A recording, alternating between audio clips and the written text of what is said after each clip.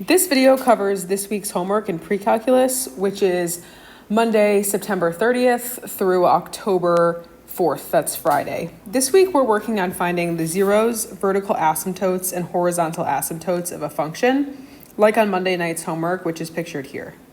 If you're watching this Monday, we didn't get to horizontal asymptotes in class today, but I'm going to show the steps in this video and we'll practice them tomorrow and Wednesday. First, we know that to find the zeros of a function, we need to zone in on the numerator of a rational function.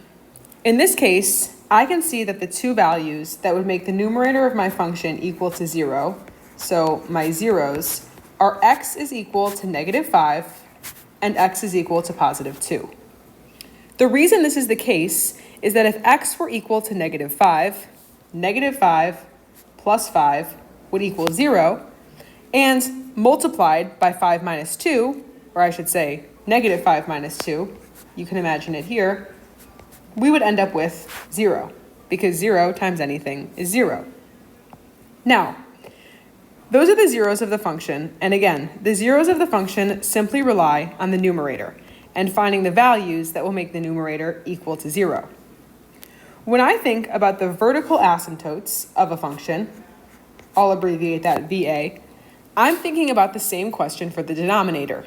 What values of x will make the denominator equal to 0?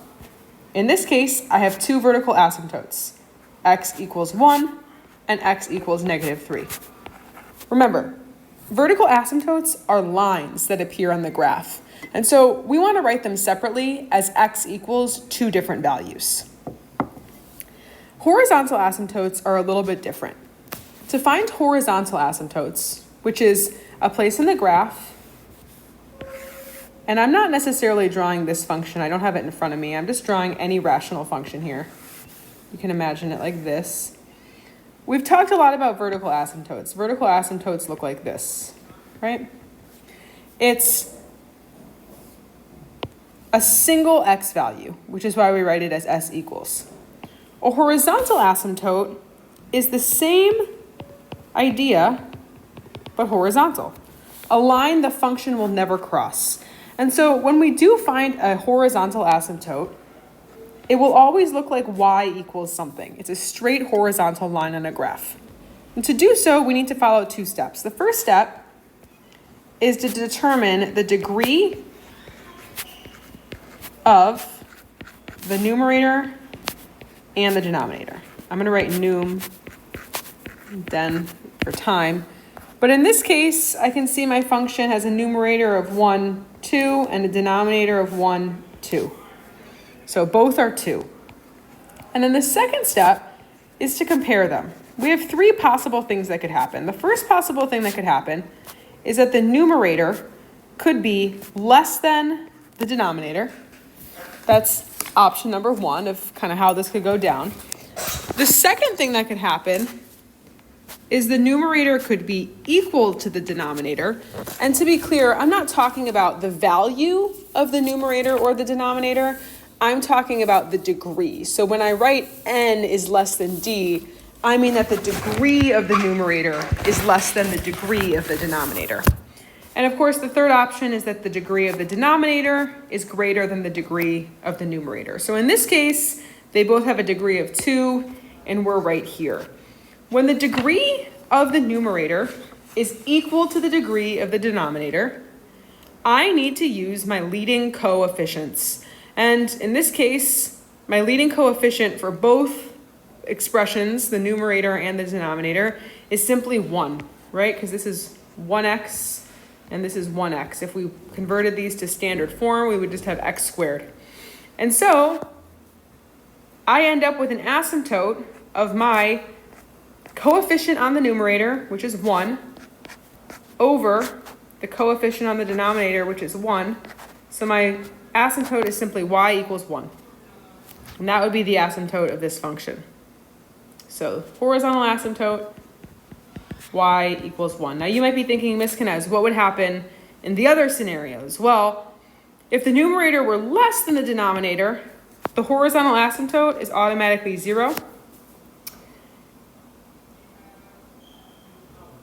And In the other case, where we have a numerator, and I wrote this backwards, which is the reason for the pause, because it's the same thing as above. It should say the numerator is greater than the denominator.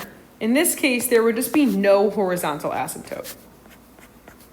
No horizontal asymptote. If the numerator is greater than the denominator, there is just no horizontal asymptotes. And these are the possibilities. You can pause this video or you can take a screenshot here.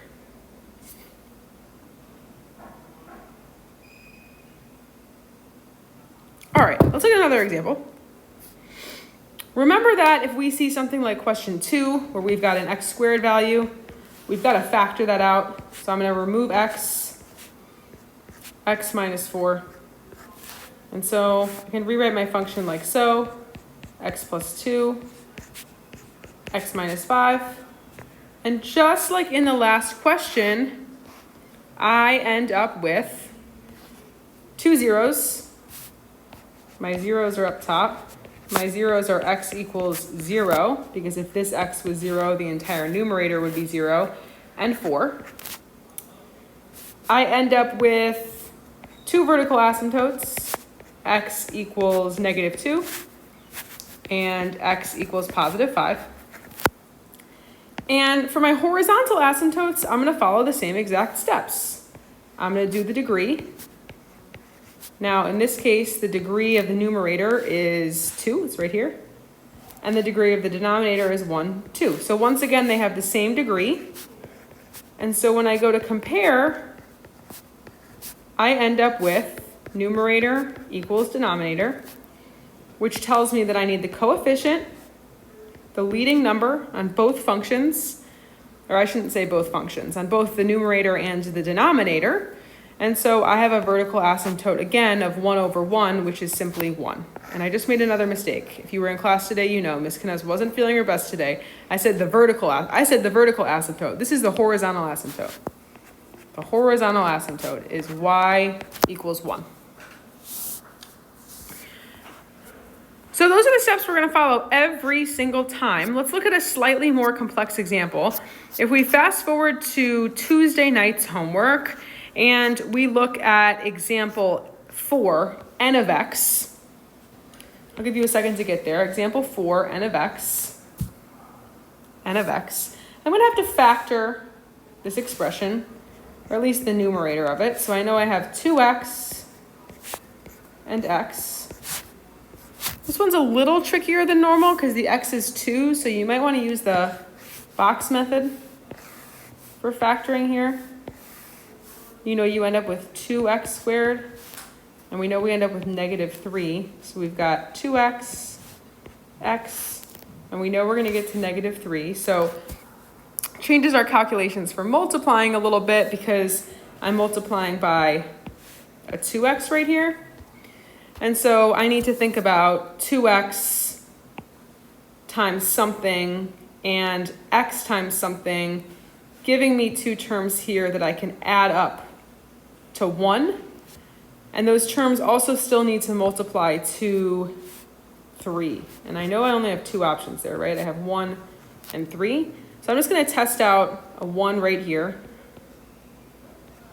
But this were a 1. This would not be a 1. Being goofy over here, Ms. Knez. I'm going to test out a 1 right here, which would make this 2x, right? 1 times 2x. And if that's the case, then I would need a 3 right here. Because again, I have to get to negative 3. And so that would give me 3x. Well, I know that I need to end up at positive x for my x term. And these numbers need to multiply to negative 3. So one of them is going to have to be a negative. And I know that negative 2 plus positive 3 is what would get me to positive x, right? Positive 3 plus negative 2. And we don't usually write addition like this. This is really just 3 minus 2. But that will get me to my desired x term. So I know that I need to end up with a negative 2x, which means 1 has to be negative and 3 has to be positive, right? And so now I can see my factored form, 1 minus x and 2x plus 3.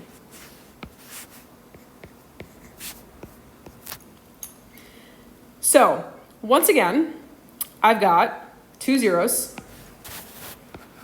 And the zeros of my function are x equals 1. The second zero is slightly trickier because I have 2x plus 3 has to equal 0. So I can solve for x. 2x equals negative 3 divided by 2. And I know that x has to equal negative 3 over 2. Because again, that's just the term that would set this factor equal to 0. That's where I got negative 3 over 2. And then I just have one vertical asymptote this time. My vertical asymptote is x equals negative 1. So to find the horizontal asymptote, I'm going to follow my usual steps. And I'm going to go ahead and move this out of the way. You can always rewind the video or pause. But to find the horizontal asymptote, my first step is to find the degrees. And I know that my degree is 2. Right? And then just 1. So in this case, my numerator is greater than my denominator. And if you remember from the notes we took way up here, when the numerator is greater than the denominator, there's no horizontal asymptote. So my answer for horizontal asymptote will simply be no horizontal asymptote.